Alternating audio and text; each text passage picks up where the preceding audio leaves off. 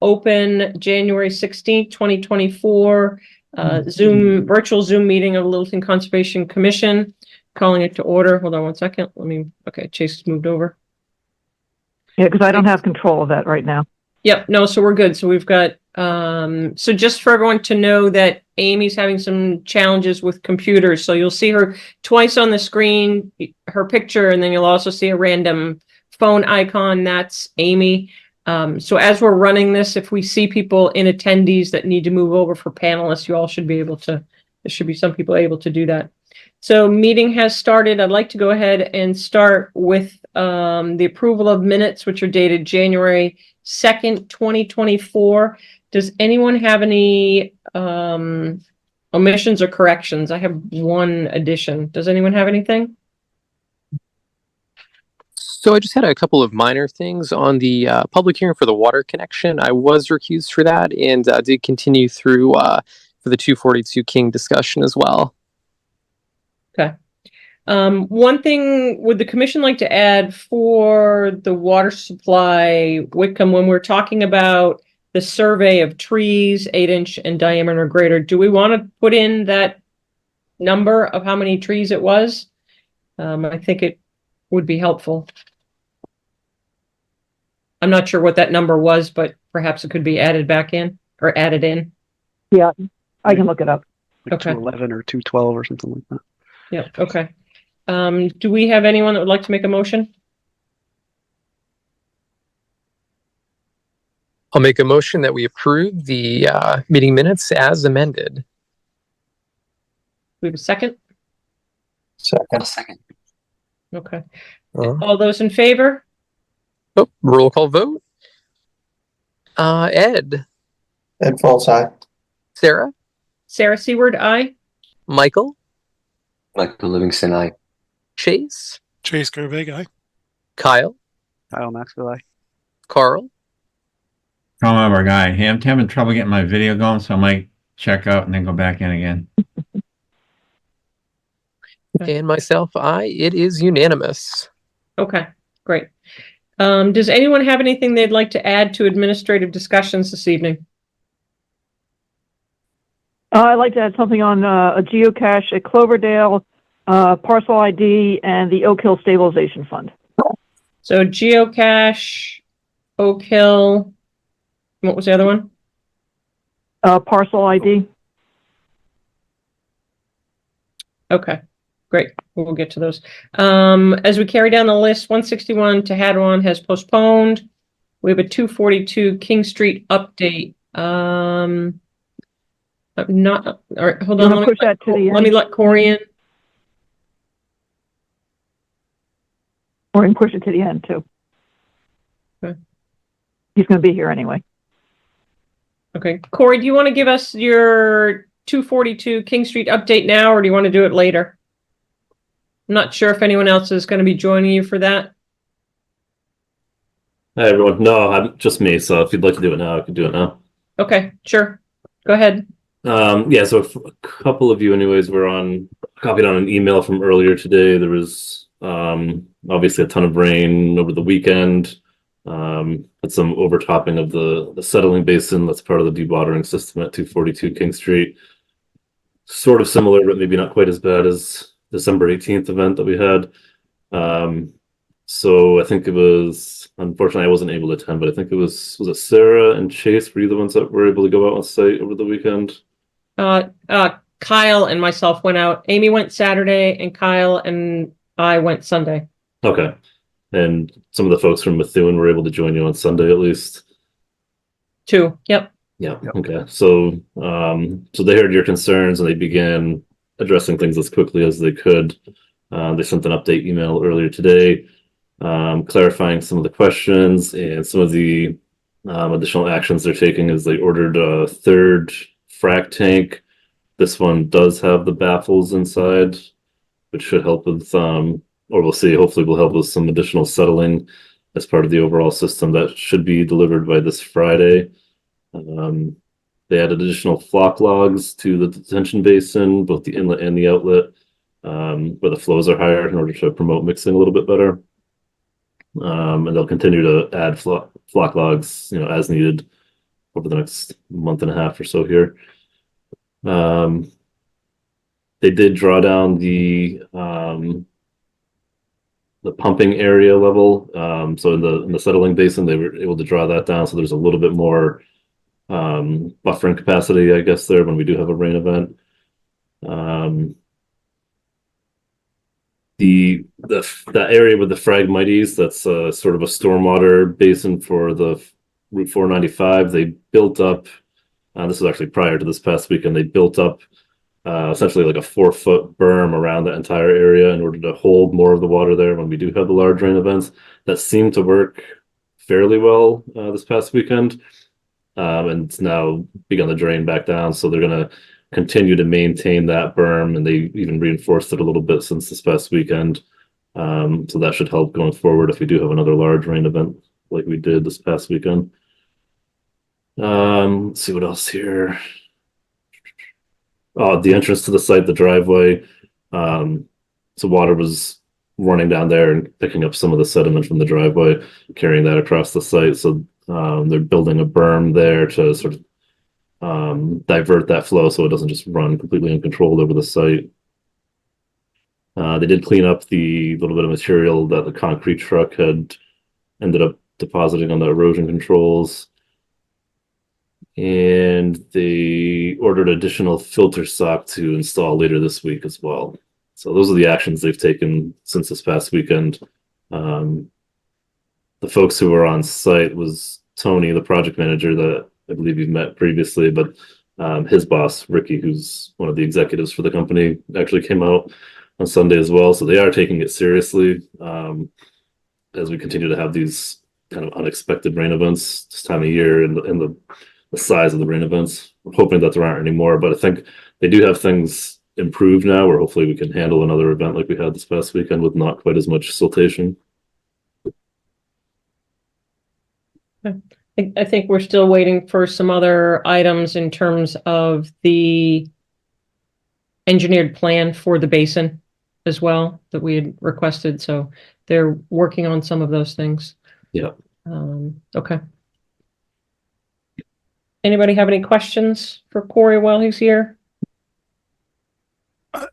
Yeah, I guess one thing, and Corey, maybe this is something to coordinate with Methuen as much as with you and your team, but I imagine we commissioners may want to take a look again. I don't know if mornings they've historically worked. I would propose maybe going out Thursday morning again, just to put some eyes on things. But we can coordinate that with Methuen too to make sure we're not disrupting things.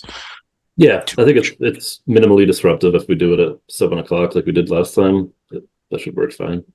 I threw that time out. I mean, it certainly works for me. Other commissioners, could we do 7 a.m. again on Thursday? I can do 7. Yep. Work for me. Okay.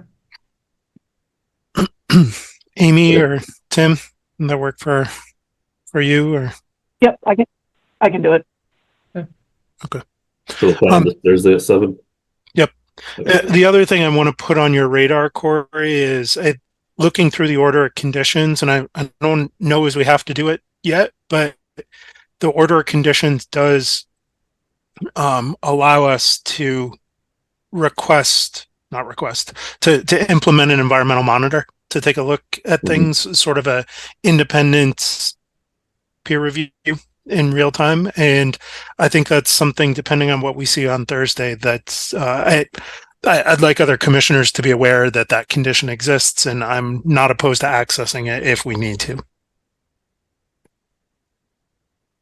Okay. Thank you, Corey. Lakeside Shore compliance guidance discussion. I think you saw what Michael had sent around, if you had a chance to look at the brochure or not. I don't know, if you want to have a discussion with it, we can do that, or... Michael, what are your thoughts, Michael? Thank you in advance for your time and efforts with that. Looks great. Oh, sure. I mean, I didn't change a great deal, but I guess the thing that strikes me is we really should be providing a lot more information for the people who are going to be embarking on this. It seems like there's a lot of steps that things have to happen all in the right order. So introducing the idea that this is going to happen, I think the brochure is a great way to do it, and the notice, to formally inform people that this change is happening is definitely the right first steps. But being prepared for people to come and actually get this going, I think, is where more effort needs to be. Like I said in my email, I actually need to do those things. So I'd be happy to, kind of guinea pig my way through it and start to build those steps and, get them on the website to smooth the path for people to be able to actually get through this fairly easily. Michael, do you envision like a punch list that we can have? So like step 1, step 2, and people can just kind of carry on? Well, I think that's probably a good idea. One of the questions I had is, so if we, distribute this, how many people or how many applications do we expect to get? Like hundreds? There's I mean, how many dozens people- on, Forge Pond alone. There's a lot of, I would say, the vast majority of docks and floats are probably out of compliance. And wild guess, I'm also assuming at least on Forge Pond that beach nourishment, or whatever you want to call it, is happening. And that, to a degree, is what spurred this. Is there was some beach nourishment going on. And the question was, do we just jump on people when we happen to find out about it? Or do we try to get everybody at least aware that they're supposed to be doing this? Yeah.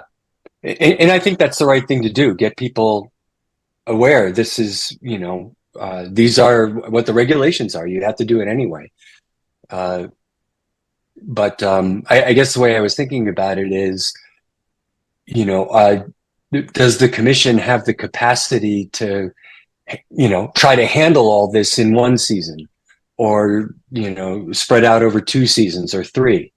How much time, is reasonable for getting compliance from, some fraction of the people that would be involved? I also think there might be a challenge with people that don't live either in Littleton or locally and might have a seasonal cottage that has, they may just come a few weekends. So I think it might be hard to cast that large web to share all the information as well. Yeah, sure. Although I imagine that there's other addresses, like through tax records or whatever, that these people can be reached. I know Friends of Forge Pond knows which people are seasonal and which are renters, and would still need to respond to it, even though they don't necessarily live on the lake. But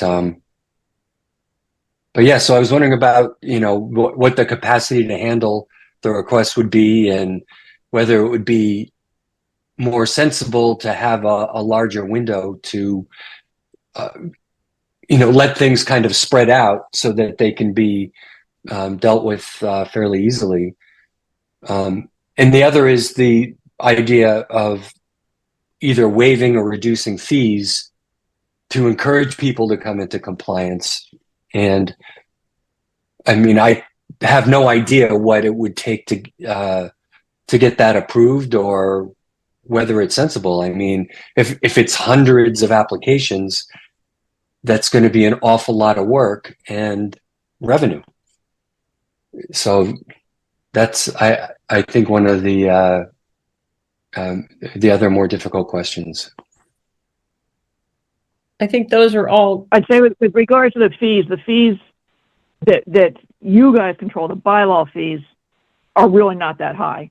Where the expense actually comes in is the abutter notification and the newspaper notification, which is why if the commission come up with a perhaps de minimis administrative review for some of the smaller docs, for example,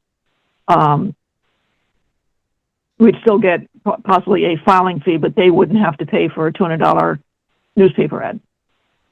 Okay. I think we had read that perhaps we could combine that too, though, so that say each lake has one notification. So instead of having each person pay for it, so if someone's part of an association on a particular lake, they can have one notice. One Okay. Yeah. listing. Okay. All right. Well, let's go ahead. Okay. Let's go ahead and kind of put our heads together on this and carry on the conversation for the next meeting if we can. So that way we can keep going. Thank you for your work on that, Michael. Let's do one more 2023 minor project review report. Yeah, that's just the annual report that I sent around to show what I've been approving under these. This year, it was actually not all that much. It was 3 decks, a couple sheds, and a lot of those had to do with cleaning up over at Kay and Durkee, which we did more towards the beginning, almost about a year ago. Total of 6 trees.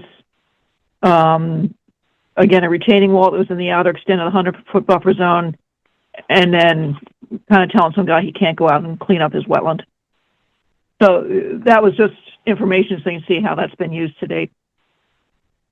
Okay. All right, let's go ahead and scoot to our 7:45 public meeting. DOT Route 2 renovation, resurfacing and milling of the existing main line, ramps, and bridge within the right-of-way.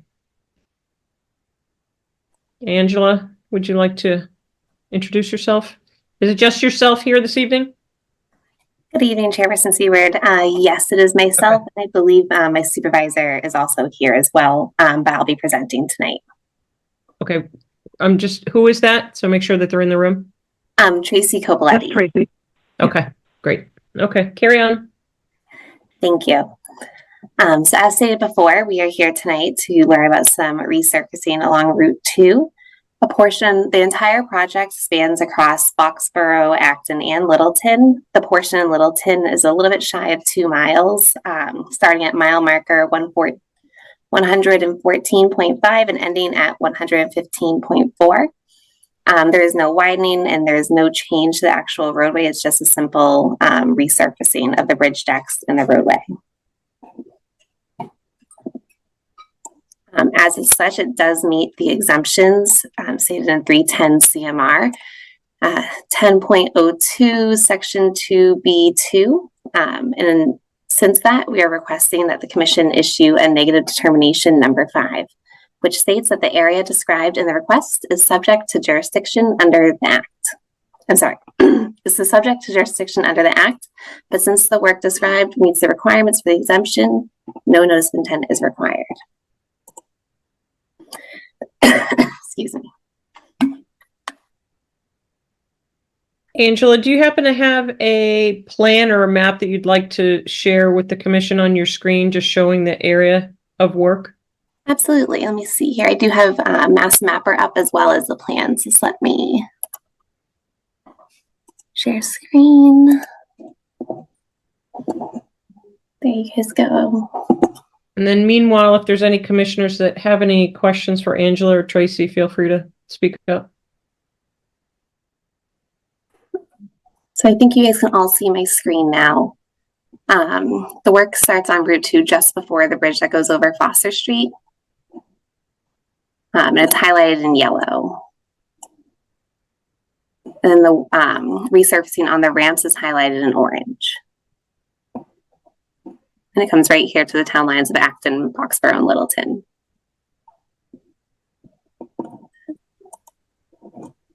I also have Mass Mapper up with aerial imagery just so we can place ourselves a little easier. Foster Street here. It's a small little section.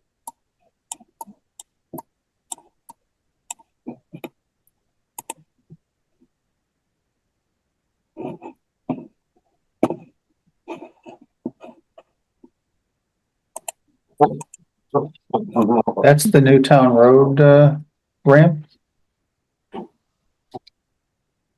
The first ramp after 495 going toward Acton. Is that correct? Correct. What number it is? I mean, it's the old number still.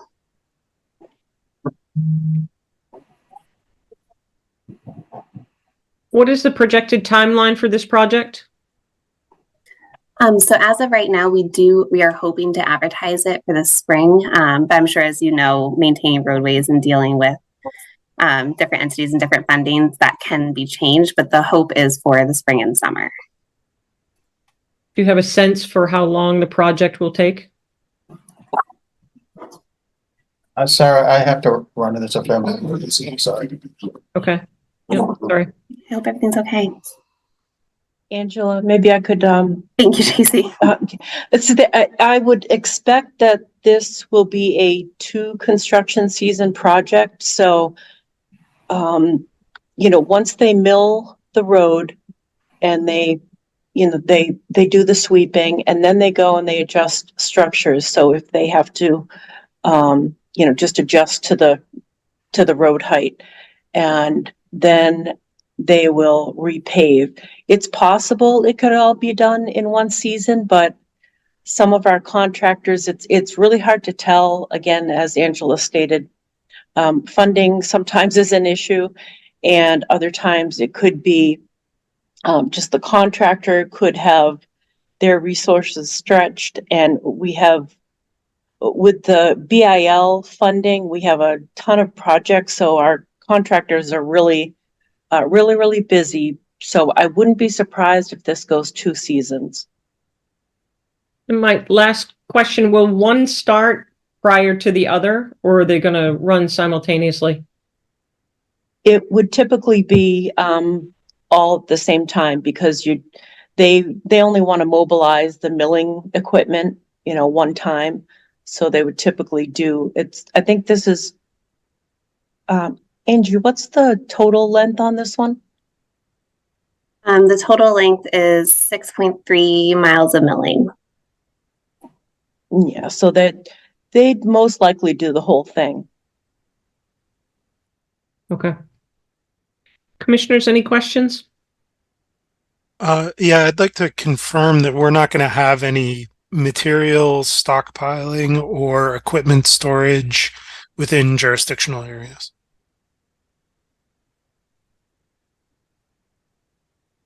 Absolutely not. Yeah, we would not have any stockpiling in any resource areas. No, they actually have to, all of our contractors now have to apply for a permit through Mass DOT for any lay down areas or stockpile areas that they use, because of, not necessarily things like this, but more of a liability thing on our end. But it helps because it covers, our concerns also. And Okay, Tracy, does that include where the equipment is stored at night? Not typically. In refueling areas? Not typically, but I will, I was previously a resident engineer, and I've done, like a 16-mile stretch on the Pike, that type of thing.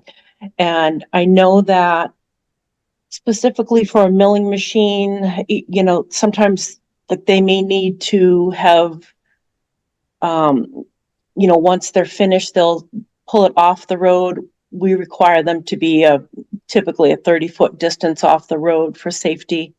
And that machine may get picked up the following day, when a truck and low bed is available, move to another site or move to the other side, if they're going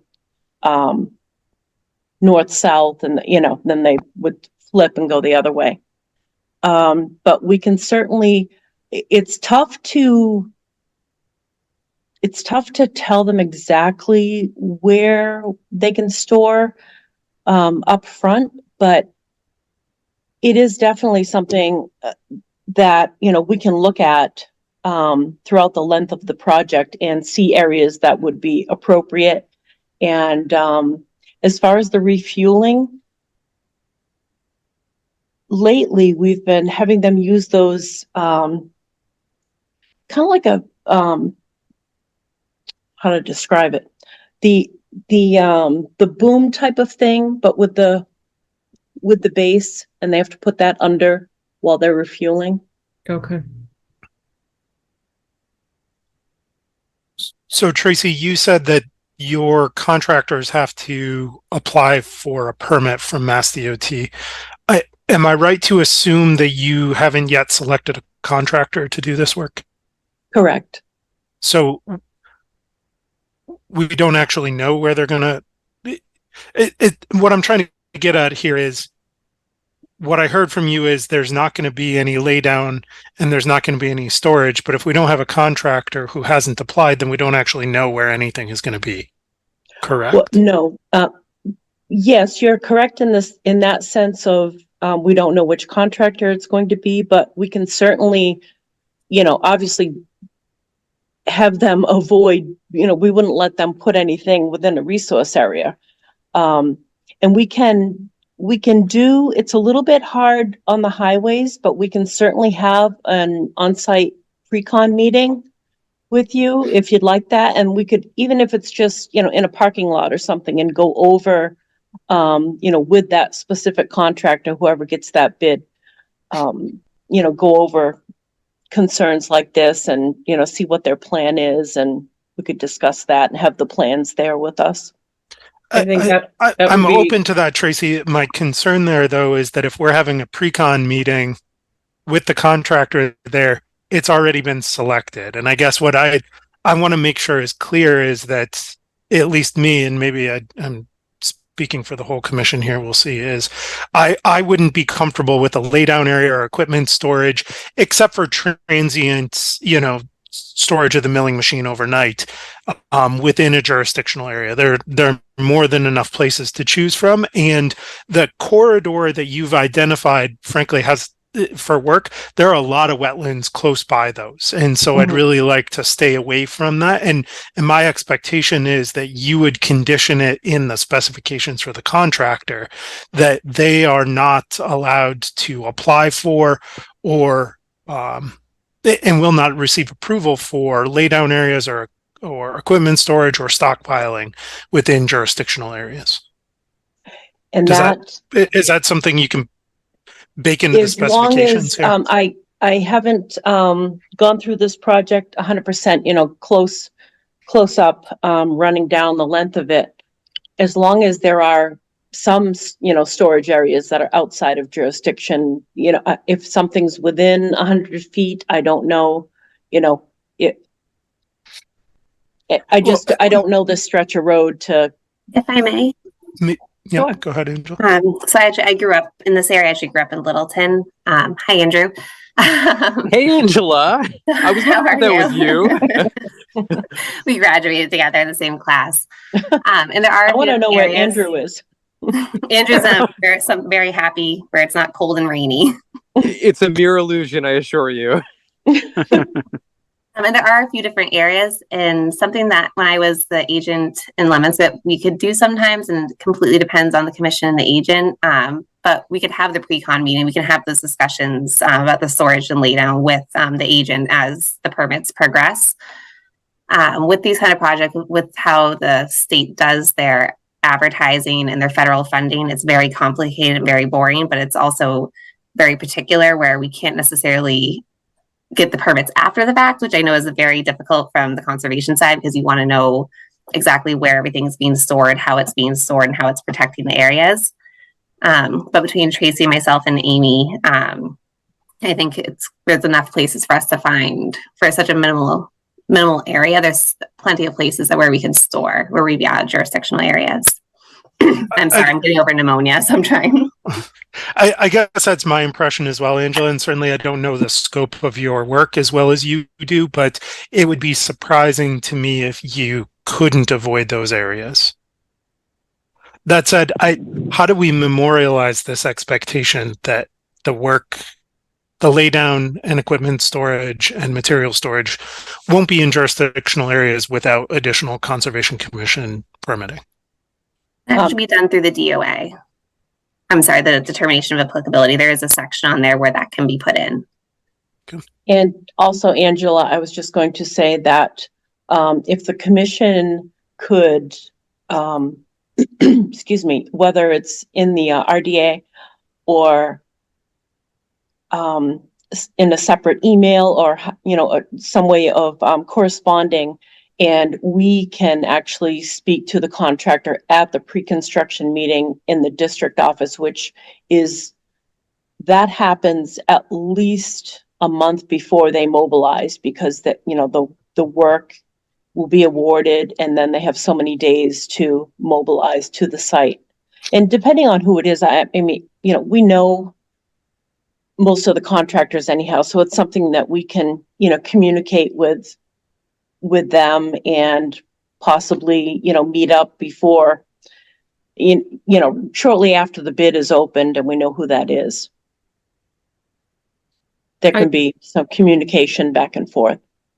I'd like to throw in just one option if the commissioners think it's necessary to hold off one meeting instead of issuing a decision presently, to let Tracy familiarize herself with that stretch, or maybe even go over a plan with Amy to make sure that she feels comfortable what we are committing to.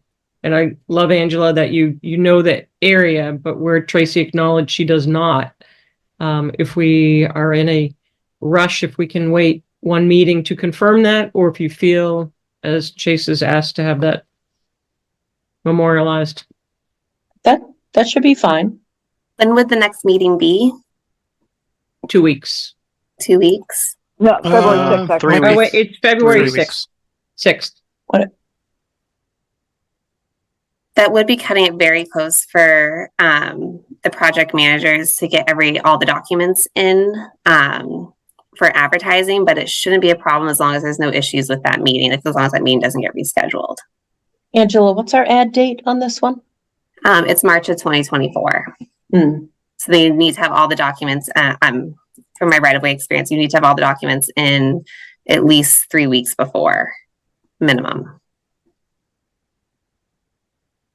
And am I correct to understand here, Angela and Tracy, that it is not possible to incorporate this requirement into the specifications?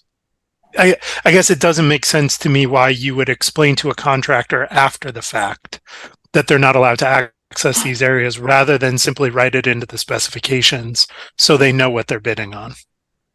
Yeah, and a part of the plans that we submitted also shows there is the locus, and it shows all of the resource areas along with erosion controls and where they're going to be placed. So they will have those areas available to them. They will be noted, they will see them. I appreciate what you're saying, Angela. In my experience, contractors they're just not going to care, right? Unless it's written out explicitly with teeth. You may not lay stuff down here, and I don't understand what the challenge is with writing that in the specs. I read specs every day. It's one paragraph. Chase, I think it's wise to, continue this and, take a look at that. My only concern is that each contractor, the logistics of their work may be different than another contractor's. So we have to be careful that we don't tie their hands in such a way that, and I'm not saying this would do that, but we're very deliberately trying to tie their hands. No, I don't mean that. I mean, and I'm not necessarily referring to this type of thing, but in our contracts, we have to be careful that we don't, do something that is going to result in extra work orders or something.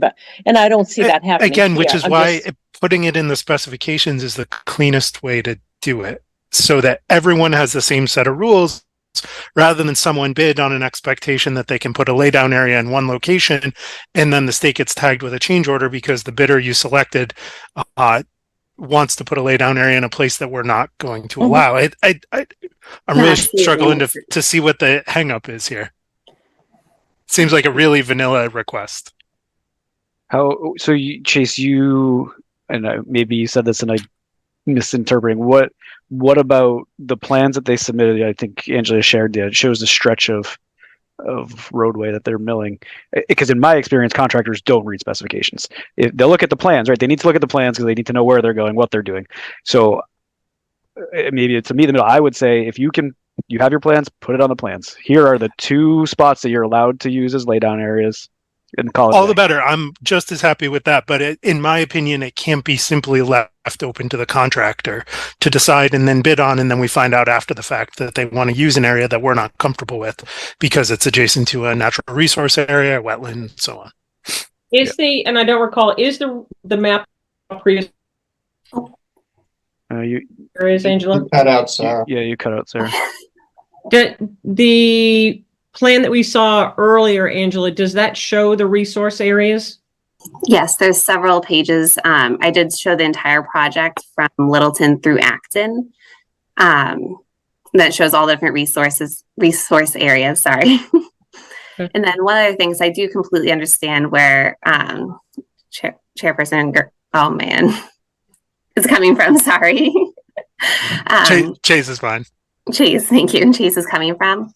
One way where it becomes difficult sometimes to jump through all the hoops and all the different red tapes to change specs. One way to really give teeth with the commission with something like this would be to put it on the determination of applicability, because that's actually enforceable through the Wetland Protection Act. And then the contractor, if they do make a mistake and they don't listen to us and they don't listen to Amy, then they have to listen to the permit, correct? And also the permit itself is included in the specifications. As well as the bid, right? Part of the specifications. Okay. So what would the commissioners like to do? We've got 2 options. We can seal this tonight and put that as stated, or wait till the next meeting. What would we like to do?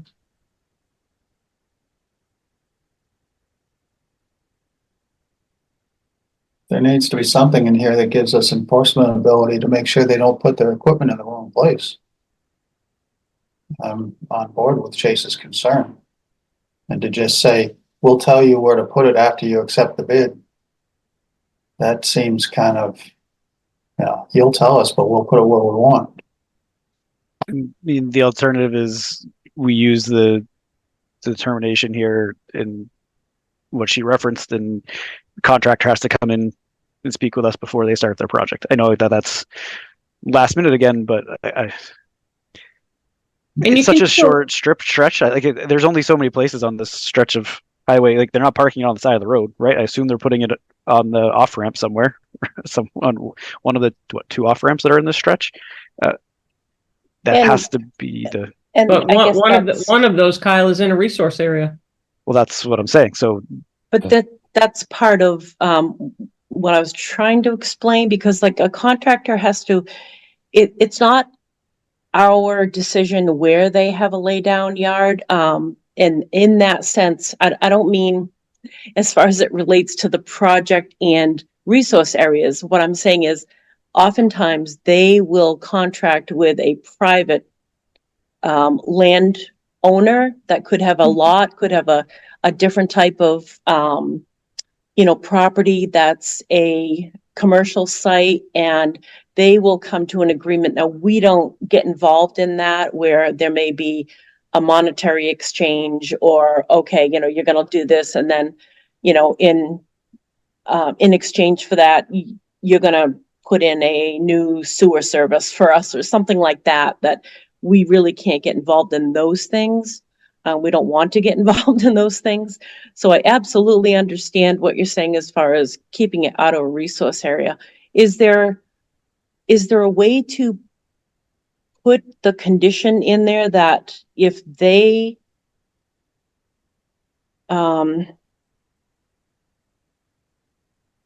propose anything within the buffer zone, that they'll have to come back before the commission? That's where I was about to go, but now, if that's the case, then why shouldn't there just be an NOI for the project anyway? I guess. Right. I'm fine with that. That would be my preferred option. And I think some of this work could be done in a buffer zone, and I'm perfectly fine with reaching a negative determination here. With respect to the project that's been proposed, understanding that the contractor, should they choose to do work outside of what has been authorized per the negative determination still needs to come in front of us. I still don't like that though, because it doesn't set clear expectations and we're just going to get twisted up. So I can live with it, but I think it's setting the wrong set of expectations for the contractor. And this is a fairly minor thing, and I know we have to get moving. So I can live with that, I guess. It only gets the contractor twisted up, right? Something? Yes. Sorry, go ahead, Amy. Yes, can a condition just be something like there'll be no stockpiling or storage within 100 feet of a resource area, either on-site or off-site? And that'd be sort of condition without prior approval from the Conservation Commission. And the second condition would be that there's a pre-construction meeting to determine where the laydown areas are going to be. But you would still, and I think we would still put the language that we referenced earlier in the -3 determination as well. But is that what I just said? What would go into the two conditions of the negative determination? Not my preferred way, but it can work as far as I'm concerned, Amy. It just risks a little bit of 2 steps forward, 1 step back. But that's Mass DOT's to sort out. Yeah, that's what I was saying, Chase. Right? That's at that point, it's the onus is on them to figure that out. It doesn't affect us too much. It could slow you down, but okay. So, do we want to make that motion now, or do we want Tracy to go out with Amy to confer that this is what they want to do and make that decision at the next meeting? I would say, Sarah, we've sort of beat this horse to death. So if it's okay with you, I'm going to provide a motion here that we issue a -5 determination with the conditions as described by the agent. 5 or 3? 5. Okay. Angela said 5, and I'm trusting I was going to trust she knows what she's saying. Sorry. That's true. That was a little too long. I'll second that. Okay, roll All call right. vote. Roll call vote. Michael, Livingston, aye. Kyle, Kyle Maxfield, aye. Sarah, Sarah Seward, aye. Chase, Chase Gervais guy. Ed, Ed Foltz, aye. Carl, Carl Melberg, aye. and myself, aye. It's unanimous. Okay. Thank you. Thank you you very so much, much. Thank you. everybody. Good luck. Next, so Amy, people for 18 Porter on the list for me to move anyone in? I'm actually able to let them all in. They're all coming in now. And 18 Porter can't make it. He is snowed in New Hampshire. Okay.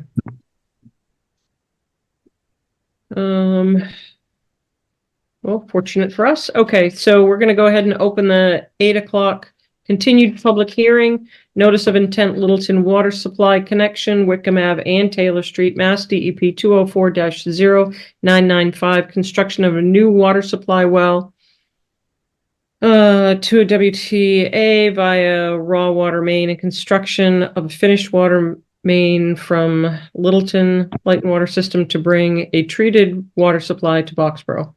Who would like to speak to this? And Sarah, before we get started, I'm just going to recuse myself again, like I did last meeting. Yep. Thank you, Andrew.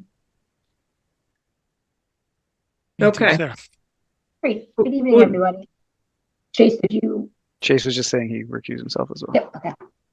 Okay. Great. Thank you very much. I'm Tara McManus from Weston Sampson. I've got Jordan Foltz and Aaron Guadaluca from Weston Sampson with me as well. And then also from the Littleton Light and Water Department, we have Matt and Corey on the line. So after last meeting, we did a little bit more homework. We went out and completed a habitat survey and evaluation. We prepared an overall plan that I think will make it a little bit easier to take a look at the parcel itself, talk a little bit through that. And then we also have a draft tree plan that we'd like to just kind of go over with you before we finalize it and put that together. But I did send some of this information last minute. Obviously, we just got it in today. And so I want to make sure you at least have access to it the next week or two to kind of take a look. We know that we'll probably be at the next meeting anyway to talk a little bit further about any other concerns you may have or any of the information that we present tonight, hoping to get through most of your concerns, if not all, and open it up to questions as we go. I think the first thing I'd like to start out with is providing you with a a overall plan of the parcel. We went through and attempted to just overlay a few layers to make it a little bit easier for everybody to kind of view the land that we're talking about. The majority of the area of concern is this cross-country area with the actual water main kind of going through, and then the proposed well, obviously. So just like to start out here in bold and black here is the overall parcel that's owned by the town. And this is the area that's come along parallel to Route 2 up at the top. And then we have down here, we follow along the edge of the tree line canopy area along the Amazon property through an easement that will be during future. And then we come down towards the proposed well that's located a little bit close to those wetlands that we looked at in the zoom in version. But we wanted to overlay with the canopy. This lighter area in here is the actual wetlands area. And then you can see kind of the tree canopy outline. I wanted to make a point that we're dealing with this parcel itself is roughly 59 acres. Roughly 33 of it or so is covered in trees. And the overall impact area that we're talking about within the 100-foot buffer zone is 0.4 acres, which on a percentage basis, that's 0.71% of the overall parcel. So we have some data in the bottom right corner for, just some features for the parcel itself. But I kind of wanted to give this overview. I know we talked about it at one of the first meetings, but this kind of just gives you an outline of, where we're going in. We are going to be constructing our access road, and I apologize, my cursor's a little tough to see here, but we are coming in through the pink area. We follow that along the edge of the canopy. That's going to be the proposed gravel access road. As we get closer towards the actual tree line here, we come in with gravel, and then roughly kind of where my cursor is here between the yellow, aqua, and purple and pink there, we transition to roughly 400 feet of paved access road coming. So relatively small. I know that we are definitely going to be cutting down some trees here, but in the grand scheme of the overall parcel, we just kind of want to put a little bit more in perspective of what we're trying to gain here. And then also just kind of give you a little bit of an outline that kind of shows the overall parcel, because I believe last meeting I zoomed in a little bit too quickly to the one plan sheet. So that's one of the maps we sent over today. We also submitted in our habitat evaluation. The overall findings of that report was that there is, because of the minimal amount of trees compared to the overall habitat in the area, there's very minimal, trees coming down that will, and it's our opinion that we basically will not be impacting the habitat for the numerous different species that were out there that potentially could and would be out there. So that's a 50-page document. I know you have not had time to look at that. Want to make sure you just had it in advance of the next meeting. Anybody can ask questions at the next meeting for that. So that's in your hands at least. And then the next thing I wanted to kind of go over was, I have Aaron Guazaloca on here. There was some questions at the last meeting just regarding, why exactly we decided to, put the roadway in the location that we did. I'm just going to bring up that plan right now to go through this area. So we have the biggest area of concern, obviously, is within the wooded area. The access road comes through. We have some stormwater BMPs along this route. We did evaluate, and the second memo that I sent over, in addition to the habitat, was also a stormwater alternatives analysis that gets into its detail of exactly the different alternates we looked at. Obviously, this is a cleared existing pathway going through here. We did look at that as a potential alternative because it would have been less tree cuts, but it would be closer to the resource areas. And on top of that, the elevation differential is pretty extreme along this access road, and to basically impact as little as possible as far as full cut fill and impact to resource areas and overall water and land subject to flooding and other things. We actually did choose the best alternative, least area buffer zone impacts, as well as additional less recontouring. This roadway, actually, if we use the existing access road, would have included additional cuttings just to kind of get recontouring. There's a lot of grade changes in here. If you've actually walked through there, I know there's a site walk couple months ago now at this point, but you really kind of go up and down through that whole area. So it's significant cut and fill and would have been much more degradation overall. So That memo is in your hands as well. We are prepared to go through both of those a little in more detail if there was any additional questions that we didn't answer at the last meeting. But I did want to just kind of talk through this a little bit as far as the location here. I believe one of the commissioners mentioned, is there potential that we could relocate the generator and the propane tanks? We do like to keep those within 200 or so feet of the actual power source and the need here for the well. So we could shift that a little bit. However, we looked into that, and this area again is one of the better areas to install these features. There's less overall impact. This portion of the area is going to be upland, further away from the resource area that we were talking about down in this lower quadrant. The other additional, we kind of moved it outside and maybe up to this area to be a little bit too far away from our well station, but also would pose additional tree clearing here, and because of the elevation change and the way that we have structured the roadway, would actually be another additional impact to considering that this location kind of more up in this area versus we actually have it. So again, a lot of thought has gone into this. We probably have 20 or 30 different engineers on full overall design between our electrical and our site civils, and Aaron has gone to the planning board meetings. I believe 3 of them, and they were quite pleased with the stormwater layouts and the layout of the actual roadway and all the features that he's designed here. They will be issuing determination shortly. I think that we had a draft was started, but they did close the hearing at the last meeting. So all good news on that end. But I know we had a lot of things that we wanted to address here specifically for you, and overall the impact area, kind of this show another plan here and just kind of go through the actual trees. Let's see, this is loading here. Slightly larger file, so I apologize.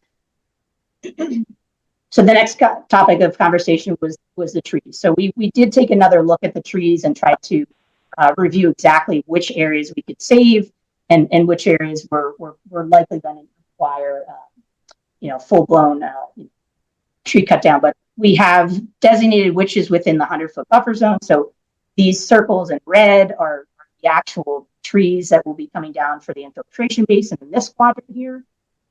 And then over towards the well area, everything in red is within the 100-foot buffer zone that would also need to be coming down. So we have a total of 58 trees within the 100-foot buffer zone.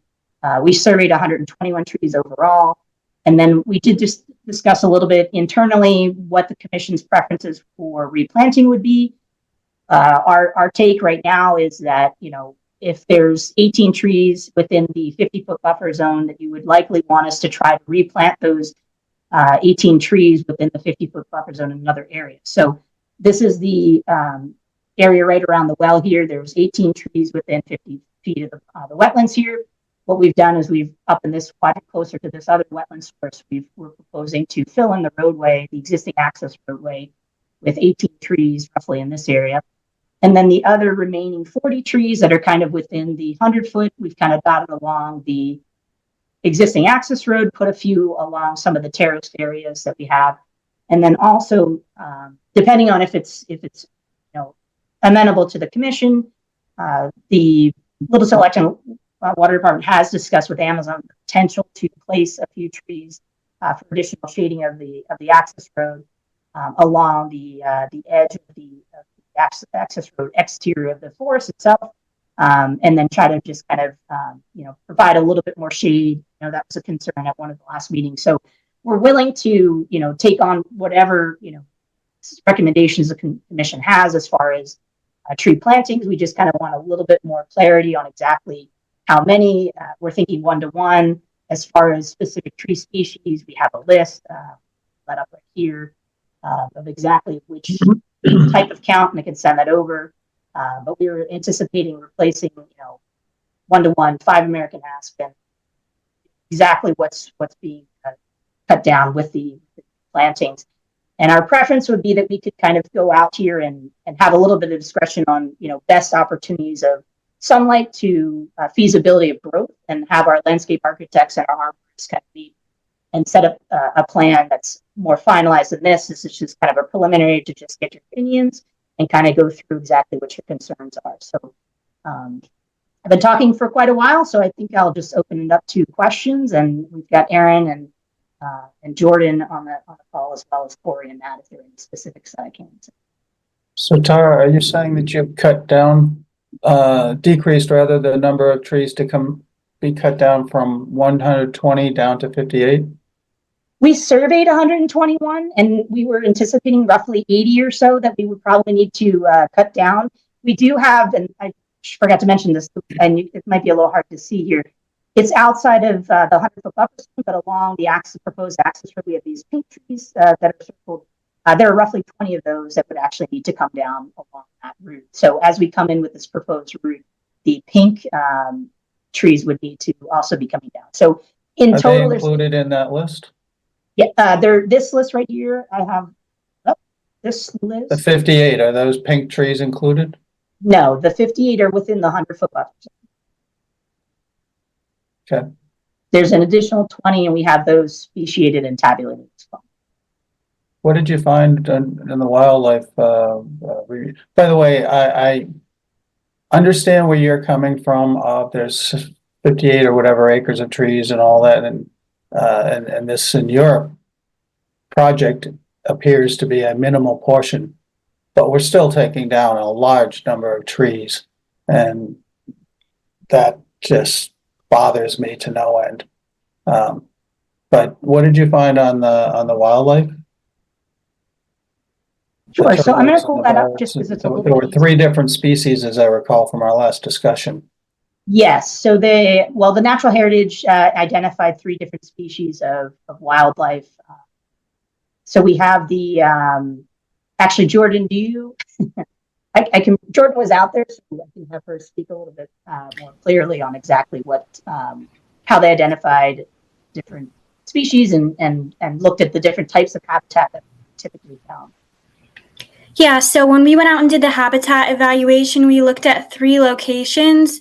We looked at one within Riverfront Buffer, which was along one of the main roads not in the well site, but along one of the main roads. In that one, we did not find really any habitat for species because it's right next to like a main road, a highway. We did another location, which was bordering land subject to flooding, which is right where the well site is located. And so some of the things we looked for were like food for animals. So we looked at like if there were berry shrubs, and we found some high bush blueberry, which was along the wetland, but that's not going to be the area that we're heavily impacting. We also looked for cavities in the trees, and we filled out the forms that you can look at in the habitat evaluation, but we found some woody debris where there might be some animals or amphibians that may use the woody debris, but that's again like on the border of the habitat evaluation that we did. We also did one which was in the wetland buffer near where the stormwater basin is proposed, and in that location we saw one tree with some cavities for a woodpecker, and we also saw some snags, some dead trees, but overall the habitat evaluations were not indicating that it was prime habitat for species. It was there, since there is an access road that's already there, and there is like some of the areas cleared, it wasn't that indicating of that much habitat based on what we saw in the forms that we filled out. Did you look where the road was going to actually be? So that was outside of the buffer. We did not. We did closer to the wetland system because that would be more likely to have indicators of wildlife, but we didn't find much.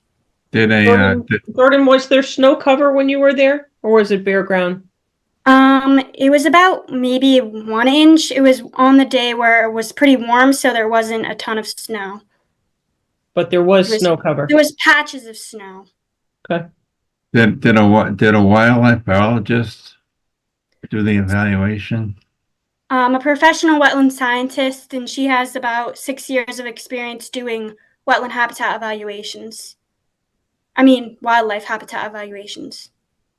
Was there any, I didn't hear any mention of bird species using the trees. So we did find the cavities at one of No, the not sites. cavities, just the crown of the tree, not just the cavities, but the.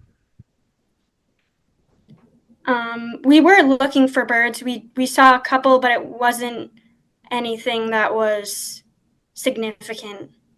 Wasn't one of the wildlife concerns a specific bird that uses this space? So the bird that's listed as endangered is it lives in like fields, and it's not a deep forest bird. So it's like a pheasant that would be more in the field towards the Walmart facility. And I know that MISA is still reviewing this area. And so last Friday, they responded with additional questions for our project so they can get more information, and they're going to respond with another letter about the project, but they haven't mentioned that particular bird species yet. What about bats? So there aren't any endangered bats in this area. What about not, it doesn't have to be endangered bats. Is there any bat use? We didn't look for the bat use. It's pretty hard to determine if there's bats in the trees because they're so small, but normally they live in the like snags and such, and so we did look for those, and that's noted in the wildlife habitat evaluation. And that's what was sent today at 2:00, correct? Yeah, correct. Can we talk a little bit, commissioners? I'm curious your thoughts on, we have a very diverse wooded area with different tree species there. I'd like to see not a generic replanting, and I'm curious if we're accepting a 1-to-1 ratio. I don't think a 1-to-1 cuts it myself. I don't see how you can make up for the loss of those trees with the large DBH by just planting a small sapling. Right. That's why I would like someone that knows trees more so to look at that list, because it is diverse, to see that we're going to try and really stretch ourselves to replant some of those that may take longer and maybe more of a challenge to regrow. I mean, most of those species I saw in there, Sarah, hardwood species. Okay. There were several pines, but the majority of those species were fairly large DBH hardwood species. So you're right. The diversity of the tree species is quite dramatic. It would be odd for us to allow a 1-to-1 with that type of cut. And the proposal, from what I can see, is just a line of trees. Is that what the plan showed? Was that just that line of trees, linear? So we're proposing the trees along the existing access road as that's previously disturbed. The only area we're disturbing is just putting in the access road itself. So, and then the infiltration basin, it's definitely not recommended to install trees along the berm itself or at the base. We could put some a little bit further around, but we're trying to keep the existing trees around the edge of this as it is. And then our limit of work is this brown area. So we're really trying to, we're not cutting any trees down outside of that, but we also want to make sure that the trees get light. So it is a little difficult to, we could possibly plant some up in this area along the edge. But again, we talked about the snow plows, and we definitely don't want to be planting trees that are going to just be knocked over when we're trying to push the snow out of the, off to the edges of the side of the road as we go down. But, we're open to suggestions to however you'd like these to be replanted. So I'm trying to remember the field site visit there, but wasn't there a lot of open, there's obviously open wetland areas there, and there's, I mean, to me, these trees probably play a vital role in like, where a hawk might sit up there, some other raptors, and hunt, in that wetland area, I would think. So the wetlands down in the corner here by where we're putting the well? I just remember a lot of open land out there. I mean, I'll go to the photos again. So Carl, are you suggesting that they plant in different areas on the property outside of the project area? I think having that line of trees looks kind of weird personally. Right. I think they're just trying to stick in as many as they can within that area. I would propose that they look at a larger area and put them not necessarily near the project. That's totally amenable. There's other areas, I guess, you know, if there's concerns, if we want to move it along the access road that's outside of the wooded area, if you're allowing us to go outside of our limit of work to plant trees, I mean, that's something that we can certainly do as well. We're trying to keep within our limit of work, which is pretty minimal. And if there's other areas, we can certainly designate those and potentially just kind of create a plan that's amenable to everybody. I think it's limiting, I guess, right now with winter here, but I think from aerial imagery, you can kind of see where there's some areas we can plant a few different trees. With an easy site walk. Commissioners, what are your thoughts with that stream of thinking of perhaps planting where we're so limited where they can plant now in order to make up some of those numbers and percentages to look in a wider path?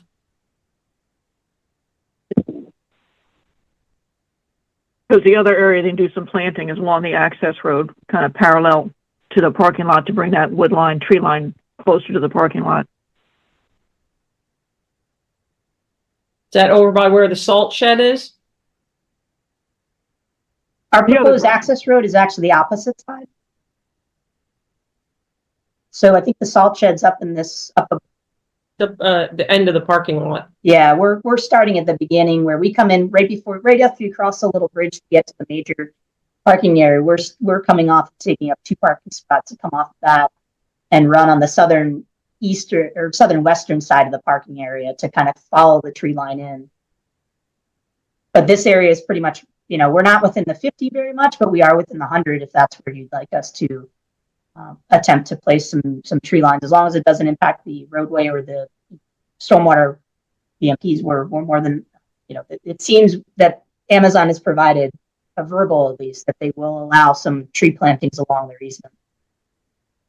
I apologize if I missed this earlier, but with the connection in the other resource areas, are there any trees being cut elsewhere as the water main is going through? So I'm going to just bring this screen up here. So when we're coming across, we shifted the water main after our first or second meeting and moved it towards the edge of the tree line. So we are not anticipating cutting any trees along this stretch. We've got the green here. Then we go directional drill under the Beaver Brook, come back up, follow Route 2, be right along the edge there. This is a little bit canopy, but they're actually, when we went out here, it's not actually within CONCOM's jurisdiction, but also we had, it's more of like a grassy plain area here, and there might be a couple trees here, but for the most part, we're outside of the canopy itself even.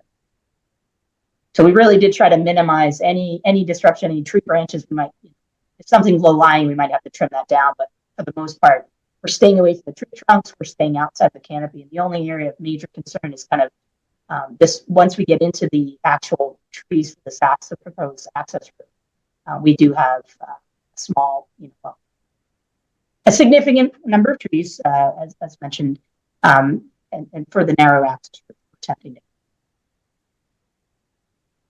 You're looking at like around 80 trees, I think you finally came to. 50 and 20, 78 total.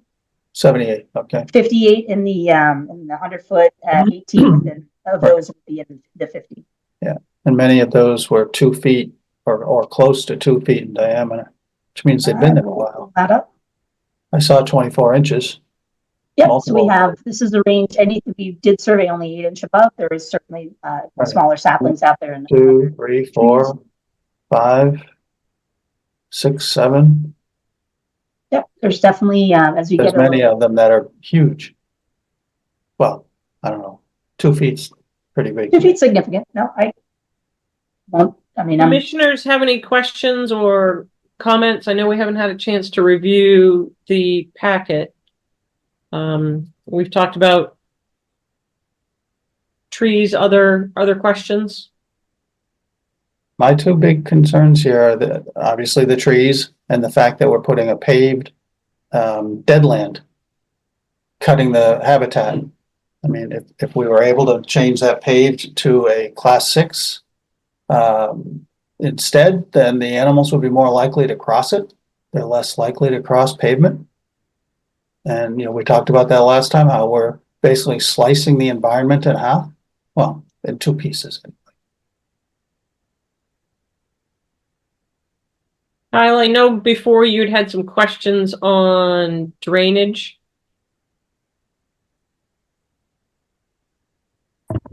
Yeah, I mean, it sounds like I'm just still concerned about the basin in general. I'm a little confused in what we're expecting its purpose and functionality to be if we're not collecting asphalt runoff there, gravel roadway, and then the viability of it and long-term functioning, and these things have a knack for not functioning the way that they're designed. And maybe holding somebody, I guess, the town in the end, some sort of accountability to reassure and show us that it's functioning the way it's designed. I think that's, I guess, a condition that we can come up with. But yeah, and I can bring Aaron on this right now. This basin is designed for peak runoff for the entire access road coming in, as well as a portion roughly up to the Station 10 comes back towards it and miles in. But it's the majority of the flow is to capture the roadway runoff from the access, the 800 or so feet coming into this area. Can I ask you a question though? You just said the entire access road. There's a large portion of road below this basin that is not captured there. So this is and I'll just go to this plan. So this is considered the access road as well. And while it's gravel, it is capturing water, and we are obtaining it over in that infiltration basin. So Aaron, isn't that the elevation that it's been a while since I've been out to that site, I guess, but it's relatively flat in this area. Yeah, okay. I mean, yeah, okay. In my head, I'm thinking the only real flow that you're seeing towards that, unless you make it go by changing elevation, your grades, which I don't think you is going to be when you enter the wood line. That's when I recall there being any sort of elevation change as you work your way. And that's where we've kind of focused a lot on, because it is such a difference over in that area. But so if to this page here, so as we come through, just going to zoom in a little bit further so you can kind of see the stationing. So this is Station 10 right here. You can see my cursor. So pretty much from more or less from everything, before that and is going into the infiltration basin. So the segment that actually is going to be captured with the proposed infiltration trench that's at the bottom here, pushed away from the wetlands, is basically capturing this area here. And is that the area that Green had the comment that there wasn't enough freeboard? Aaron, since you've attended the planning board meeting, do you mind answering that question? Yeah, absolutely. That was in reference to the infiltration basin that we were just looking at around Station 800.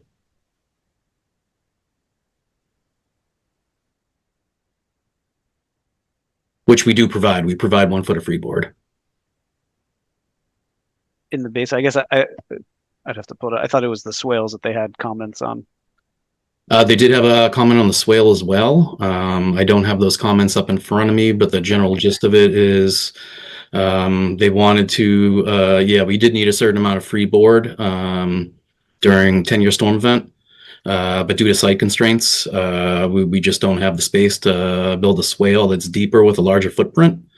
But we provided hydraulic calculations showing the capacity of the swale, analyzed during the 2 and 10-year storm event that Mass DEP recommends in the Stormwater Handbook.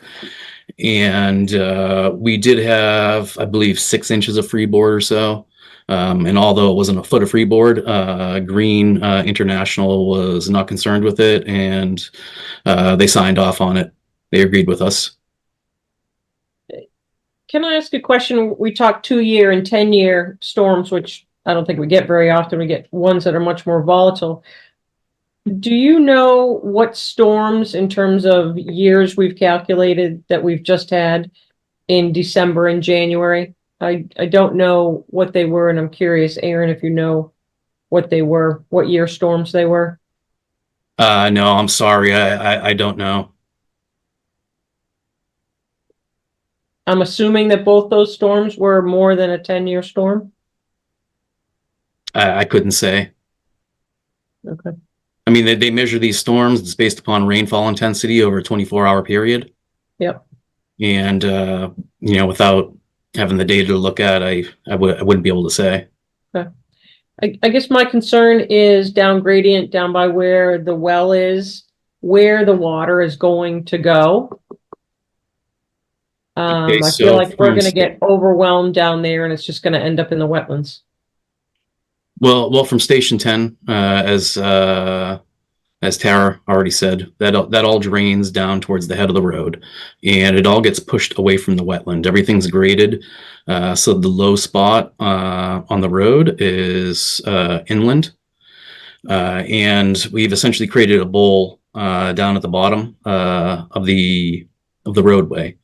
Now, in this trench is only sized to capture the water quality volume so that it can treat that first 1 inch of rainfall, that first flush. You know, we just don't have the space there due to the proximity to the wetland and groundwater elevations. You know, we're limited to a shallow footprint, a shallow depth of the system and a relatively small footprint, but it provides, I think, approximately twice the required water quality volume, and I believe will capture and treat up to the 10-year storm event. Now, in larger storm events, it does fill up and it stages up, and what will happen is it will kind of cascade over the southern edge of the roadway and discharge to the wetland. But under no storm event do peak discharge rates exceed pre-development peak discharge rates. So there's a bit of attenuation. Again, please? Aaron, can you state that again? Under the post-development conditions, up to the 100-year storm event, we mitigate peak discharges as a whole. So peak discharge rates are not increased in the post-development conditions compared to the pre-development conditions. So we're attenuating peak flows and providing stormwater treatment. And then what happens compliance during with the Stormwater construction? Handbook. I'm sorry. What happens during construction? How are we going to manage this during construction when it hasn't been fully built out yet? When we have a 100-year storm? Well, during construction periods, the contractor would use various sediment and erosion control BMPs, or such as sediment traps. There would be sediment traps out here. Robust silt fence and compost filter tube to mitigate the transport of fine sediments.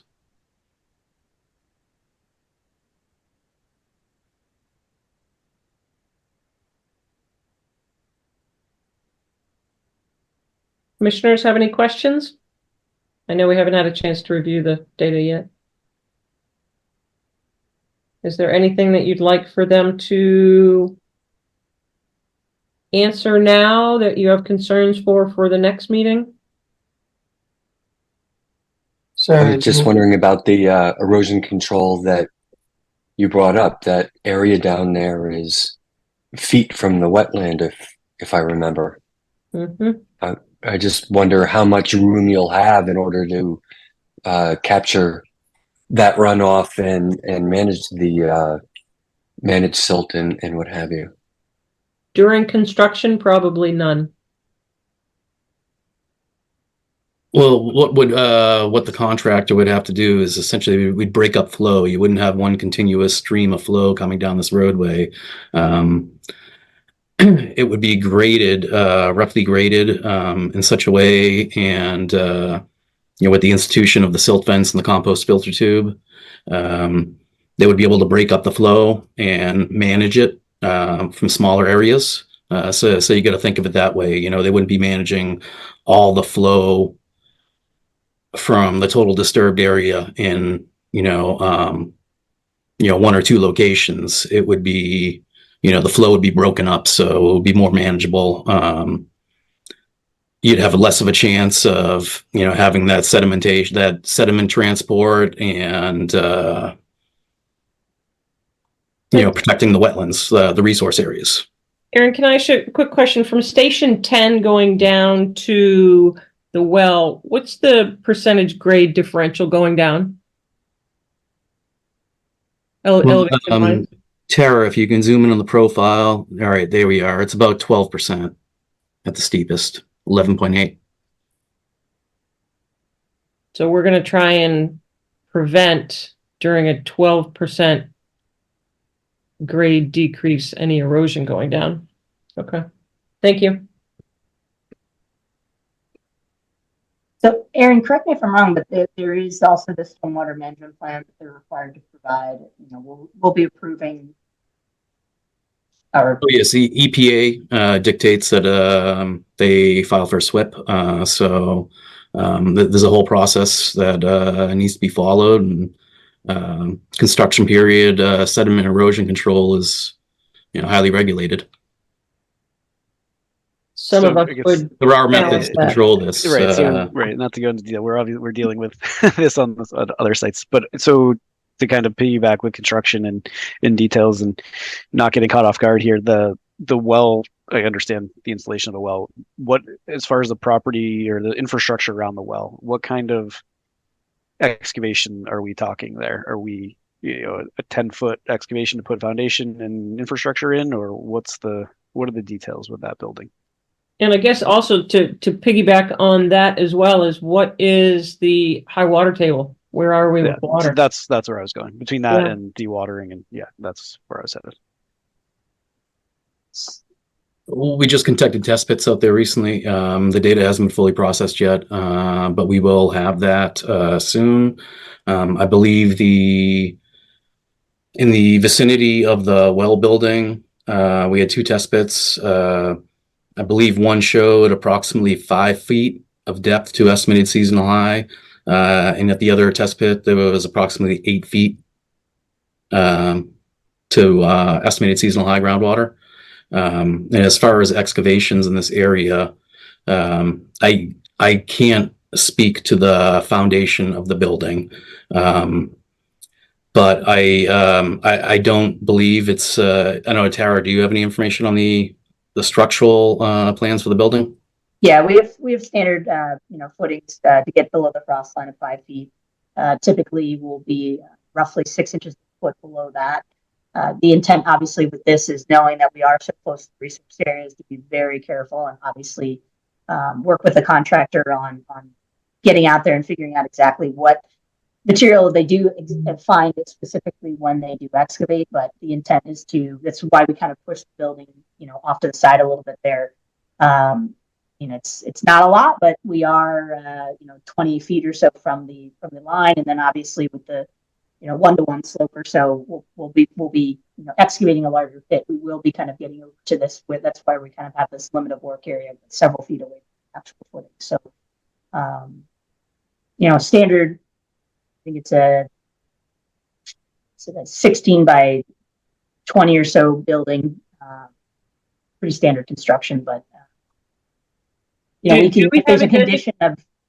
Is there a designated dewatering area presently? Not presently, because the intent would be this is probably the only area that we're going to need to be dewatering, but it would be, we are requiring the contractor to use the standard dewatering detail here, and then obviously pump away from the wetlands. I would encourage the commission, due to the sensitivity and nature of the wetlands, that would need to be on this plan where dewatering would occur. Typically, we don't go to that level of detail on a sediment erosion control plan, just for the sole reason being we provide the contractor with the requirements. They need to provide a SWIP. They know what they need to do. We provide the details and on the expected measures that they don't need to take, but we leave it up to them to decide in the field where the best place to put these features are, just because they're the ones with the in-depth knowledge of how the site's going to need to operate, where they can place these in the best locations to protect the environmental resources and not negatively impact construction activities. But the commission could have an area that is denoted that they cannot, if you're not saying that, and I understand the level that you don't perform, but we can also say, going forward, there are areas that you cannot dewater in due to its proximity to the wetlands. Correct? Oh, absolutely. If you want to add that as a condition, we are amenable to that. Okay. I just had one question. You said and you don't have your data yet for your 2 test pits. You had one that was at a 5-foot estimated seasonal, and the other was that an 8-foot estimated seasonal? Yes, give or take approximately. I don't have the document in front of me. I reviewed the field logs, but I don't have real world elevations to assign to them yet. We had some issues. I was just curious where you hit groundwater when you did those. Oh, yeah, I'm sorry, I don't have the logs in front of me, but we plan on submitting a document and a memo as soon as we're able to get the GPS data from the test pits processed, so we can assign some real world elevations and give it some relation to the stormwater design. When do you think you'll have that data, Aaron? As a requirement of the planning board, it's required prior to construction. What if we want it now?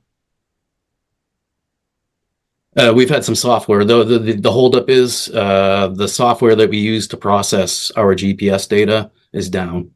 Okay. It's been down, so we haven't been able to process the raw data yet. That's the only holdup. Okay. We're working on it with the software company and our IT department. So hopefully we'll be able to get that data very, very quickly, very soon. Okay. Yeah, just to provide you some context here, so we're not just bombarding you. We're dealing with a site in town where the contractor has not handled stormwater well at all. Whether it was unexpected, which is hard to believe, you clearly can model for things like this. So we're trying to avoid getting into the situation that we're dealing with right now. And as much as we'd like to believe contractors do the best things or they put their BMPs in place, it hasn't happened. It isn't happening. So we're trying to avoid or getting into that same situation. And just talking with steep grades, when you clear out this area and you have a 12% grade and then a 2-inch storm comes in over the weekend, we need to see something better than what we have been seeing. I know it's not easy to show us, or well, it should be able to be designed, but that's where our concern is coming from.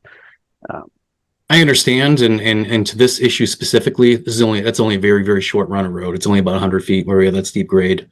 But this isn't going to be disturbed areas will be stabilized if they're not currently being worked on, during construction.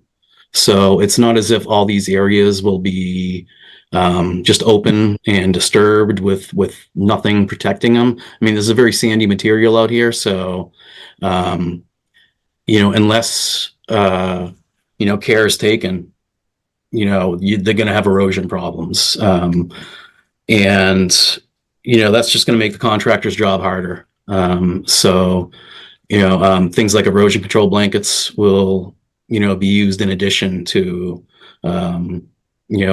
compost filter tube to create barriers to flow to break it up.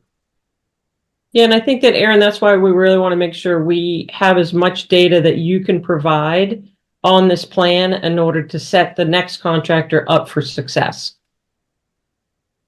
Understood.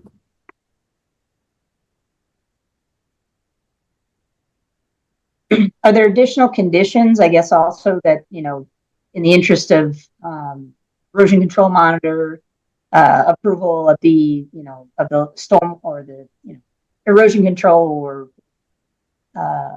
dewatering basin condition, but that's so erosion control is a standard condition, right? Amy will have to go out there and take a look at your erosion controls before you start construction.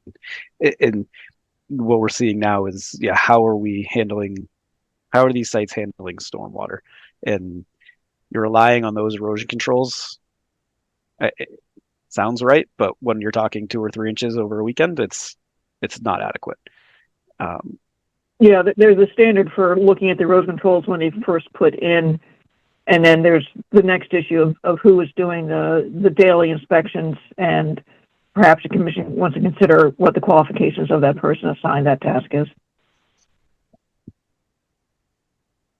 Yeah, on other projects in other communities, we've had, requirements of pre and post storm evaluation by the erosion control monitor.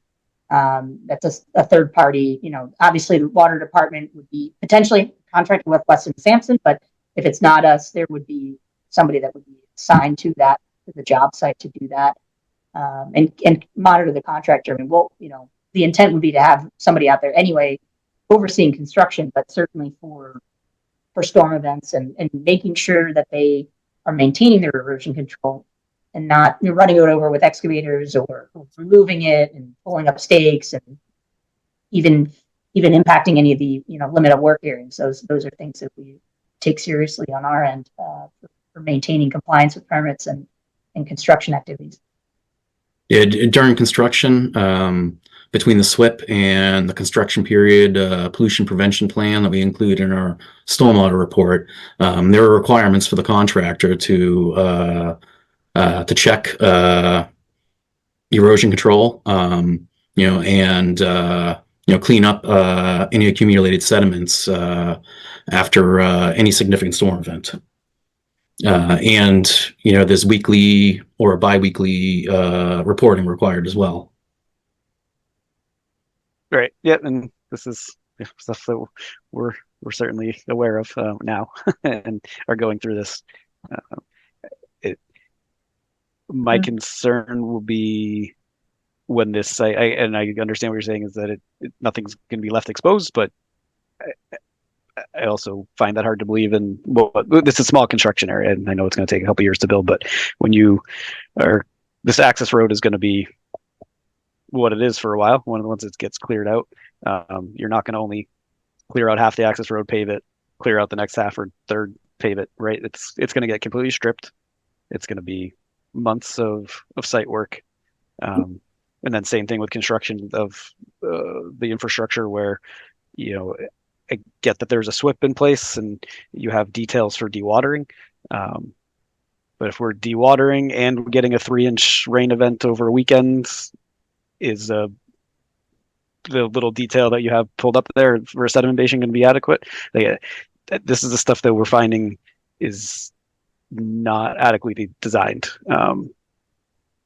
for conjunction. It's appropriate for dewatering a trench for a few days, right? That perfect makes sense. And I think what's happening is dealing with exposed lands. Yeah. But we're also having these storms are just so much more ferocious as well than what we had designed, 10, 20 years ago. Okay. Any other commissioners have any other questions? So this hearing is continued for 2 weeks. We'll look forward to additional data, and then the commissioners will have an opportunity to review what was sent to us today for the next meeting. Okay. Can I just ask about if we don't go with 1-to-1, or what the potential number of trees the commission might be looking to replace, 1 to 1.5, or what's typical for? Is there a commissioner who'd like to address that? I was thinking 2-to-1, especially because of the size. Yeah, I'd say we do not have a typical number in place. I can't give you that number. We are working, because of exactly projects like this, on coming up with some sort of policy to help protect ourselves. But at this point, it would be looking at the DBH of the trees that are coming out and coming up with better than a 1-to-1 ratio. We just don't see that a 24-inch whatever oak tree, maple tree is adequately replaced with a 4-foot tall sapling. So I guess we would encourage you to look at other areas that you may be able to fill with some trees as well. Okay. All right, we've got to scoot along. Thank you very much. We'll see you in 2 weeks. All right. 3 weeks. 3 weeks. 3 weeks. 3 weeks. Sorry. Yeah, the 6th, right? 3 weeks. Yep. Okay. Thank you. Thank you. Thank you. Thank you. So let's hold off on the 8:15 discussion. Let's go back to our administrative discussions if we can. We are currently on Mass DEP wetlands regs, change public information sessions. Amy, do you want to speak to that? That was just a reminder that their DEP and MACC and all are having public information sessions. There's a couple on the 18th. There's one on the 23rd and the 24th. And then they get into the public hearings after January 31st. So you can sign up for those either through DEP or MACC. Okay. Thanks for passing that on. Leash law application? I wasn't sure if you wanted to get into this yet or not, but it's been on the back burner for a while about what, if any, properties is intended to have the dogs on leash all the time. That was written into the regs. So I don't know if you want to think about those. The ones that have come up for mention were Cloverdale, because there's families and young kids over there, and also the ADA Trail in the future. Bumblebee did it with the kids. The Sanderson Esra, because it's got houses basically on both sides of it. And then the Long Lake Park, the fields for the ground nesting birds. Those have been what were recommended. The way it was left was that this would be taken to the select board for their approval. So I don't know if you want to come up with a list or just move ahead with this, or mull it over and talk about it later. Long Lake Park's already or has that authority, right? It's already signed up, the signs and everything saying, leash only because of bird activity. That's out on the big field. Yeah, and I think this would just make that. That's the area she's talking This would just make that more formal. Okay. I think this is a good planting of the seed for us to do that. If we can go ahead and now think about that. Amy, if you have time at some point, just send out a reminder of the specific properties you just spoke of, so that way we can kind of think about that. I struggle with either being consistent that it's the majority or all of them. That I get concerned that now people won't be on that one. They're then going to be a lot more off-leash issues on other properties. So I'd rather be consistent, but we'll see. Okay, review of special order of conditions.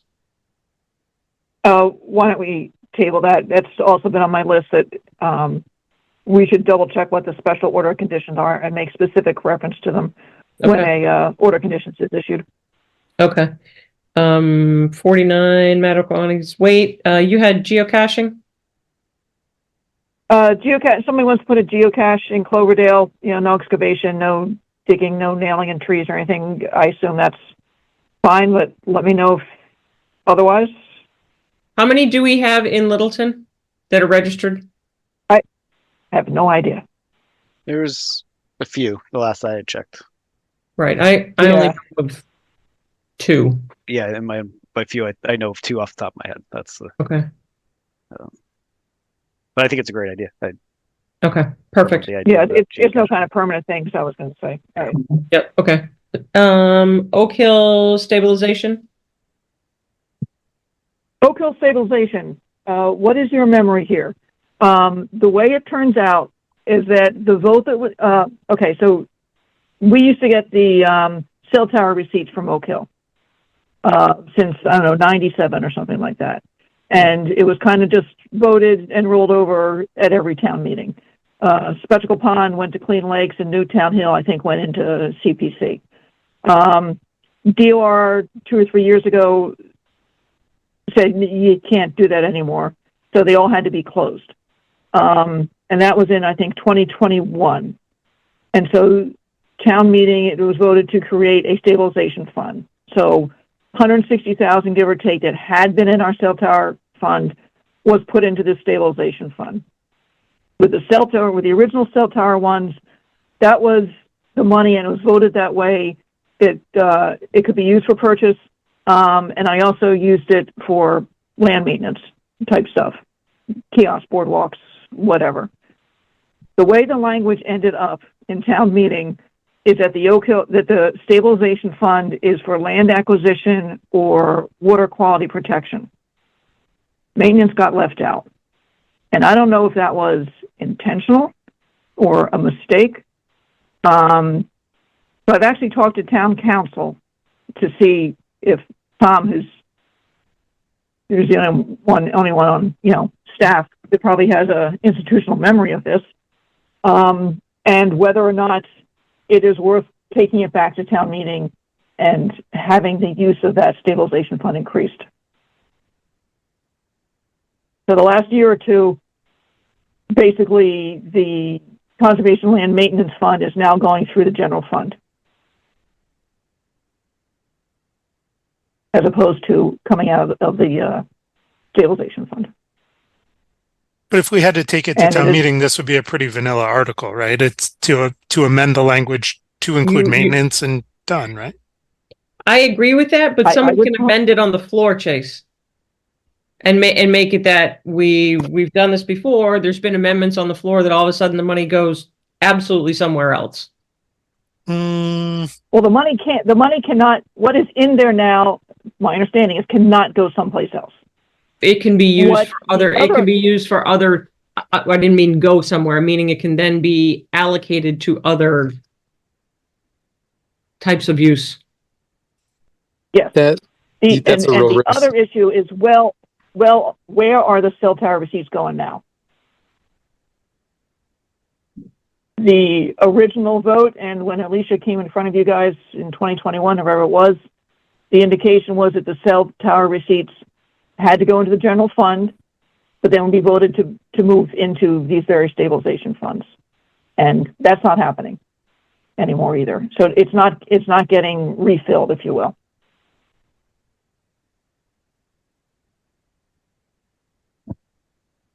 Andrew, you follow a lot of these. What are your thoughts, Andrew? You follow. So I seem to recall back in the day when we were originally looking at this, we were looking at maybe having the state create some special legislation for this account as well at some point, just so we could have it kind of off to the side and dedicated towards maintenance, acquisition, and any other use that we saw fit. And I know that we were really worried about this money going into the general fund and then kind of getting lost or not replaced.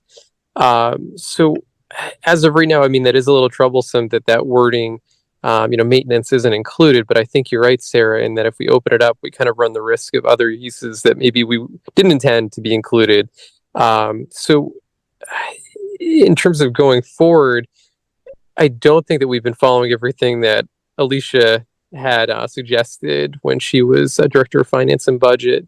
So maybe following up with Tom and seeing perhaps if there's an alternative route that we could be taking moving forward to either work towards that special state legislation to create a specialized conservation Oak Hill account, maybe the best option. But I think we the have money. to find out where the money is going first. Like, I agree that we want the money, but I'm very alarmed that we don't have an idea of where those receipts are going, or that we don't have access to it. We use those. Don't we use those on a yearly basis as part of our budget, and assuming that they're there for us? That's a very good point. The 15,000 or 20,000 that is now in my budget to come out of the general fund used to come out of the stabilization fund. I just find this bewildering. I mean, if do other towns deal with this as well because of, Department of Revenue? I mean, I think it was just the way. I think it was just the way it was set up, and if I remember this correctly, maybe I don't know if Andrew remembers also. I think Keith initially had this set up so that these cell tower receipts come up and they go into specific pots, which was, I think pretty forward thinking to have this revenue rather than subsumed into the general fund go to specific uses. That's why I'm curious, like what other towns that have cell towers and dedicated funds, if they all go into the general.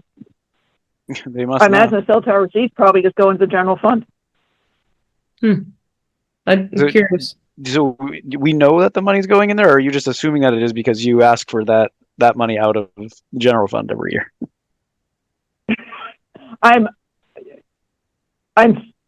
My understanding in talking with Ryan is that the cell tower receipts are going to the general fund.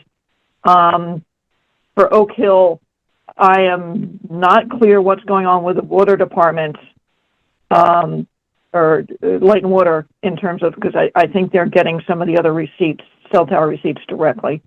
So I'm just not clear what's being set up. So their money's, they're getting it directly and it's not going into the general fund? It may have to move through general fund first and then over. I'm not sure how that works. Okay. But I think the pathway is still there. I have asked Ryan to at least put in a placeholder for a town meeting warrant on this issue. So at least it's there, but if we're going to do something, it's going to have to be quick. Or it can wait a year and we just lose this year's receipts, or, I don't know. Okay. Next discussion item, parcel IDs or ID?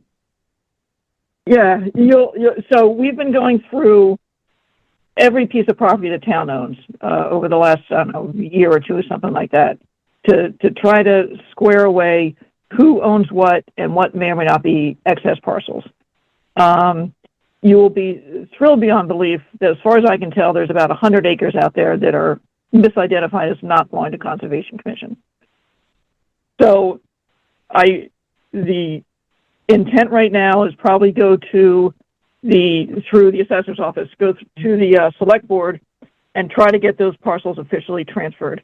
They include Mary Shepherd, the Williams parcel, the 5-acre DOT surplus parcel, her gay, which actually was voted, it just never made it in the assessor's files.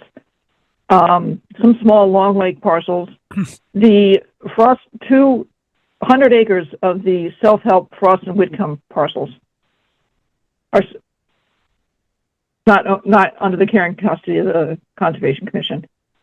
A parcel adjacent to Yap and some little Cloverdale ones. As far as I can tell, those parcels I just listed, it's very obvious they should be under the care and custody of Conservation Commission. Almost like and I don't know if anybody. It's almost like that's a whole subcommittee to take that on. Well, that's basically that's what we have within the town. It's the assessor's office, myself, Alicia for Parks and Rec, and Maren. We're all looking at all these parcels from other periods, other viewpoints. All those little parcels in the Long Lake neighborhood that the town owns. will ultimately be a discussion. Does CONCOM want them? Should they be, given to housing, sold to an abutter, just left the way they are? But the ones I listed out seem to me like, as far as I can tell, I see no reason why they shouldn't be under the care and custody of the Conservation Commission, and in fact, should be.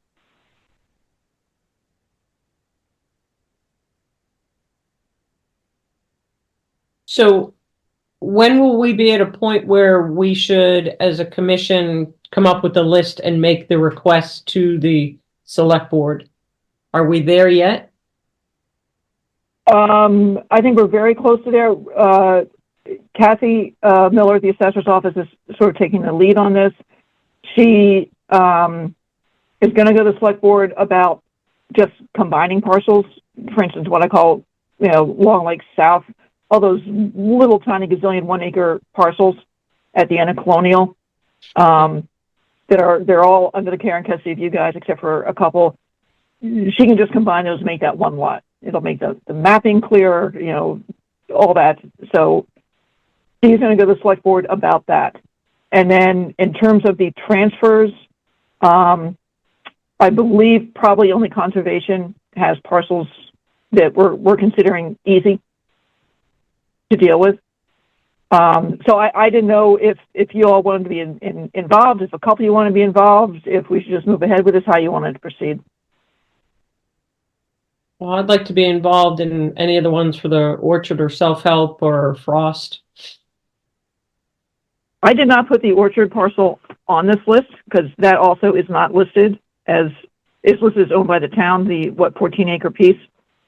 Okay. And the only reason I didn't, because I didn't consider it uninhibited, there would be an easy thing. Yeah. That 14 acre parcel has a little strip of trees on it. So I was just looking at really easy, obvious parcels. Okay. So what I can send around this list, and I don't know, I mean, altogether it's, God, I don't know how many parcels the town owns. It's a gazillion parcels. So it's deadly. But I can send you this list. Do you have the list and actually and the map?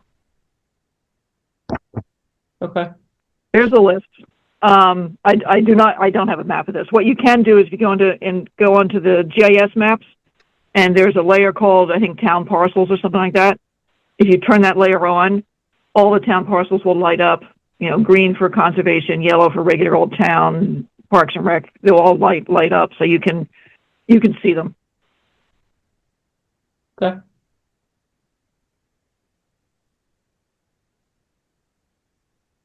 Anybody have any questions? But it's almost 200 acres. Well, okay.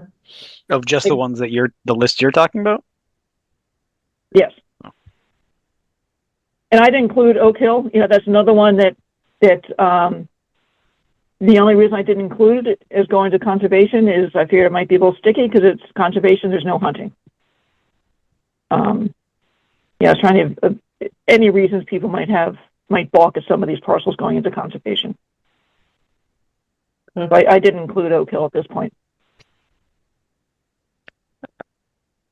I would say it might be easier to throw them all in at once and just cast that wide blanket, but we can talk about that. Okay. It'll be probably a multi-year effort between the entire thing. Okay. We have still 8:15 discussion of the tree protection policy discussion. Do we wish to carry that on now? I've got some edits to it, but I'm not ready to share them yet, so I'd rather extend this. Okay. And if we have time, I was hoping we'd talk about the orchard, the letter, the proposal that went out. Yep, there's a meeting tomorrow night, and the RFI has been posted. So if anybody wants to come to the meeting or join the meeting, it's on Zoom, 7 o'clock tomorrow night. Sarah, I did have one question on that though, and I won't be at the meeting. So even if the orchard were to be sold, the APR would have to be maintained on it regardless of who the owner is. Is that right? Correct. And the only land that would be sold is the APR land. You can't sell the self-help land. Right now, the house, the 2 barns are unrestricted. They're not up for sale. The only thing that potentially, if we found no one to lease, then the only thing that would be sold as of right now would be the APR lands, which have no buildings on them. And this comes about because when we originally looked at leasing it, we didn't get a lot of interest. Essentially, no one would get value associated with the improvements on the property. Is that why we're looking at the option anyway of considering a sale? To let someone, because if you, Chase, are a farmer and you buy the ag, you can make improvements and still be able to capitalize on that. Versus if you're leasing, you're making improvements that are probably going to take decades in order to kind of recoup as well. So we're just starting to get the RFI out. There's been some changes to the website. People thought that, you know, it was going to be sold. So we've modified, or will be modifying, the town website just to clarify that a little bit better as well. But, we're just starting to pass the word around. Why is it necessary to even consider a sale? The town bought this property to protect it and keep it in. Right, because the town can't afford to maintain it. Well, I mean, I guess Is that a bad thing? And we've been 3 years into this and we found no one that wants to take over. Sure, so why can't we just let it go the way nature takes it? That's certainly, that's certainly an option. We've talked about that, but you still have structures that are there. You're talking the house and the building? Two barns. Yeah. But, If it's not maintained, it will be all invasive species.